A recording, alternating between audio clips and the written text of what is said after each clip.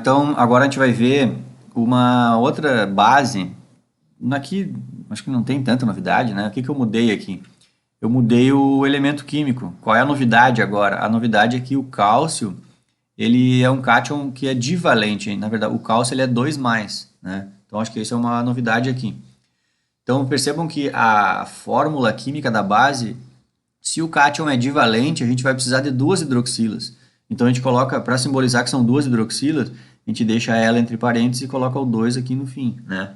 Entenderam? Então, na fórmula química, e como o átomo aqui é o cálcio, o nome dessa molécula aqui, dessa base iônica, ela é hidróxido de cálcio. Bem fácil dar um nome para ela, né? E a fórmula química é essa daqui, CaOH2. Entenderam? Como que ela reage? Ela reage do mesmo jeito, pessoal. A gente vai ter aquela estrutura cristalina, coloca ela em água e a água separa os íons. Ela vai separar os cátions dos ânions. Vai ter um monte de molécula de água separando os cálcios e um monte de molécula de água separando os OH-, as hidroxilas. O que tem de novidade aqui também? A novidade é a gente começar a prestar atenção nas estequiometrias, né? Perceba que para cada uma molécula de hidróxido de cálcio, ela sempre vai gerar... aqui tem um erro aqui. Parei. Descobri um errinho aqui. Não tem dois, né? É um cálcio só. Tá? Ela vai gerar um cálcio, certo? Ela vai gerar um cálcio aqui, ó. Cada uma molécula dessa aqui vai gerar um cálcio e vai gerar dois íons OH-. Então, só para prestarem atenção nas estequiometrias, certo? Que é bem isso. É a proporção da molécula, né? Então, depois, lá no segundo ano, a gente aí já começa a estudar outras coisas, né? De concentração de solução e assim por diante, e quantidade em mol. E aí também a gente tem que prestar muita atenção nessas proporções aqui, né? Eu gosto bastante de usar a palavra proporção. Porque se eu falo estequiometria, todo mundo já se apavora. Nossa, não sei o que é estequiometria. E se eu falar proporção, todo mundo sabe o que é proporção, né? Então é isso. É prestar atenção nas proporções aqui da reação. Deixa eu... Tava usando o mouse. Esse mouse está muito... A tela branca com... Tô usando o mouse desse jeito, achei melhor até. Tá. Agora eu vou ir adiante, só quero mostrar o seguinte para vocês. Ó. Pegando essa lógica aqui de um cátion divalente, que a única novidade é que a gente vai precisar de duas hidroxilas, e vai produzir duas hidroxilas em meio aquoso, essa é a única novidade, eu posso já, de modo bem rápido aqui, falar que todos os elementos aqui ó, da tabela periódica, que é o grupo 2, todos os metais alcalinos terrosos, todos eles vão se enquadrar nessa lógica aí. Assim como a gente acabou de estudar o... aqui eu achei outro errinho. Eu vou corrigindo aqui, vou achando. Eu achei outro errinho aqui. Aqui tá... O Ctrl+C e Ctrl+V mata, né? Para fazer mais rápido a coisa. Acho que agora tá tudo certinho, né? Na hora da aula funciona mais o meu espírito de correção do que acho que quando eu faço o material. Bom, deixa eu agora só arrumar o mouse também aqui, tá? Aqui, pessoal, seguindo aquela lógica ali do hidróxido de cálcio, eu fui procurar ele aqui na hora, eu já achei que estava escrito errado. Seguindo a mesma lógica da explicação do hidróxido de cálcio, tá aqui ele, o cálcio, ele é um metal alcalino terroso. Todos os metais alcalinos terrosos vão se enquadrar nessa lógica. Lembra, eles são o que a gente chama de elementos representativos, né? Eles funcionam que é um reloginho, assim, para aquela previsão de como que eles reagem. Então, se eles têm, sempre esses elementos têm dois elétrons na camada de valência, para eles é mais fácil eles perderem esses dois e assumir uma camada interna que é semelhante a uma distribuição eletrônica de gás nobre, certo? Então, é bem isso. Esses elementos aqui, nenhum escapa à regra. Todos eles perdem dois elétrons. E aí eles estão tranquilos na vida deles. É isso, né? E aí, se eles perdem dois elétrons, todos eles viram cátions divalentes. E é a mesma história que eu digo para vocês. Esses elementos, naturalmente, de forma natural, assim, na natureza, todos eles já perderam seus dois elétrons.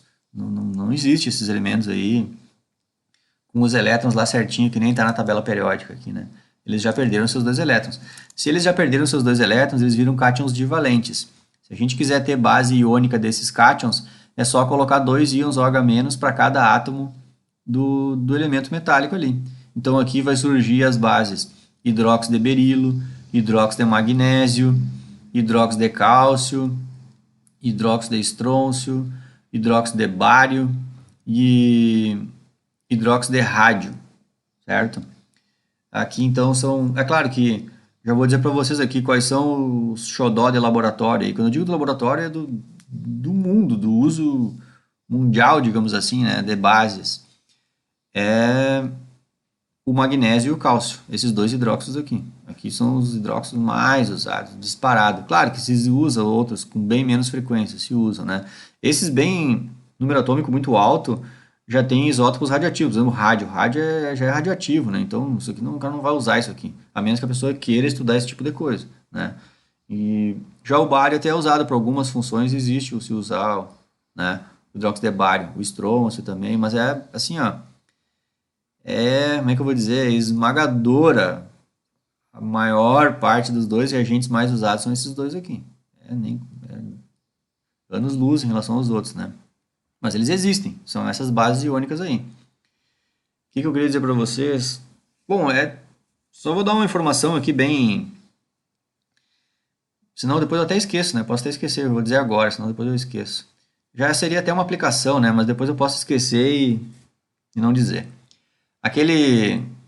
Como é que é o nome? Leite de magnésia. Né? Acho que é esse o nome. É hidróxido de magnésio. É uma base.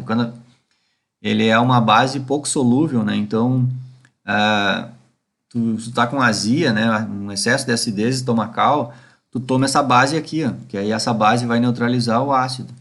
E aí, tranquilo, não tem problema nenhum, nada, contraindicação, nada, né? É aquela, como ele é pouco solúvel, esse remédio, leite de magnésio, ele é chamado leite de magnésio, né? Que não é leite, né? Não vem da... Isso é igual o porquinho da Índia, que não é nem porco, nem veio da Índia, né? Então aqui o leite de magnésio ele não é um leite, ele é só uma solução que não solubilizou o sólido. Aquilo está uma suspensão, por isso que dá aquele aspecto branco, porque a cor da base ela é branca.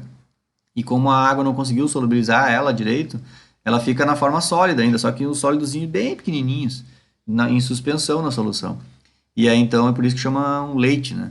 Só porque tem um aspecto de leite, um líquido branco. Mas na real aquilo ali é simplesmente uma suspensão de hidróxido de magnésio, uma base. Entenderam? Então aí mas mesmo assim no laboratório, coisa em outros várias funções se usam essas duas aqui, né? Hidróxido de cálcio também. Bom, posso ir adiante aqui. E aí a gente tem outros elementos aqui que podem ter números de oxidação diferentes. O alumínio não, geralmente o alumínio está com o número de oxidação 3, tá? Então eu fiz assim, eu fiz essa tela aqui, ó, tentando dizer o seguinte: existem bases iônicas de alguns elementos, outros metais, em que esses metais têm uma alta frequência de acontecer com um determinado número de oxidação. Como, por exemplo, o alumínio. Alumínio geralmente ele se encontra como alumínio 3+. Então a base do alumínio, como que seria o hidróxido de alumínio, a fórmula química seria essa. Se o alumínio está como 3+, ele vai ter que ter 3 hidroxilas para contrabalancear as 3 cargas positivas do alumínio, certo? Por que o alumínio é 3+? Ele é um elemento do grupo 13. Esses átomos aqui, eles têm, na última camada de valência deles, eles têm 2 elétronzinhos num orbital S e um elétronzinho num orbital P. Eles têm, em outras palavras, eles têm 3 elétrons na camada de valência, a última camada de elétrons deles. E para eles é muito mais fácil perder 3 elétrons do que ganhar 5, entenderam? Então é por isso que eles perdem 3. Só que, à medida que a gente vai baixando a tabela periódica, os núcleos dos átomos vão ficando cada vez maiores. E a gente começa a ter mais elétrons também, mais camadas de elétrons. E isso vai mudando essa logiquinha aí. Por exemplo, essa logiquinha ela funciona muito bem com o alumínio, que é um átomo pequenininho, né? Mas mais para baixo aqui já não funciona tão bem assim. Então, aqui no ensino médio a gente não entra tanto em detalhe nisso, né? Por isso que eu fiz assim, ó, com muita frequência, por exemplo, o galho, com muita frequência ele também perde 3 elétrons. O índio também. Com muita frequência, os átomos de índio perdem 3 elétrons. Bismuto, também, com muita frequência, ele perde 3 elétrons. Só que se vocês forem olhar aqui, pela lógica, nem era para ele perder 3, entenderam? Então, por que eu escolhi dizer que esses cátions, com muita frequência, eles perdem 3 elétrons? Porque, na real, é meio que no ensino médio, eu já dei uma observada, assim, geralmente no ensino médio, as bases desses cátions, desses átomos aqui, desses metais, melhor dizendo, as bases deles no ensino médio são essas.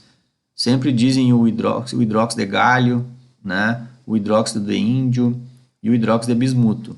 Mas eu até já posso fazer um alerta para vocês. Se vocês enxergarem em um outro livro, em algum outro lugar, o hidróxido de bismuto, o bismuto não sendo 3+, não é porque está errado.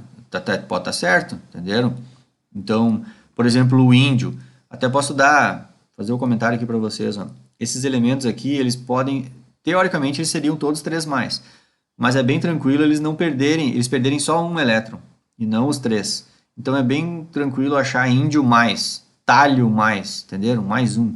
Então é possível a gente ter hidróxido de índio, mas o índio mais um. Aqui, ó, hidróxido de talho, só que o talho ele tá como número de oxidação mais um, entenderam? Mas assim, ó, eu estou fazendo esse comentário, mas eu acho que é bem tranquilo, lá nos exercícios e tudo mais, já vão dizer pra gente quem é o hidróxido, sabe? E então, depois mais adiante vocês vão ver que tem até um jeito de usar a nomenclatura para deixar bem claro qual é a carga do metal, né? Por enquanto eu não mostrei ainda, porque eu ainda tô nesses elementos que é os mais, digamos assim, mais frequentes, né, no ensino médio. Então, por exemplo, em livro, por que eu digo isso? Porque principalmente o alumínio, né? O alumínio sim, ele é praticamente, o alumínio sempre está como 3+. Então, assim, num exercício de ensino médio, se aparecer assim, ó, escrito hidróxido de alumínio, o autor não precisa dizer para vocês mais informação, tu já tem que saber que é isso aqui, certo? Até esses outros aqui eu acho que ninguém vai botar numa prova do Enem só dizendo assim como eu coloquei. Eu acho que não é tão legal, tá? Porque tem outras possibilidades desses elementos aqui. Mas o alumínio sim, acho que é bem tranquilo, só falar hidróxido de alumínio, ponto final, e a pessoa tem que saber que é essa molécula aqui.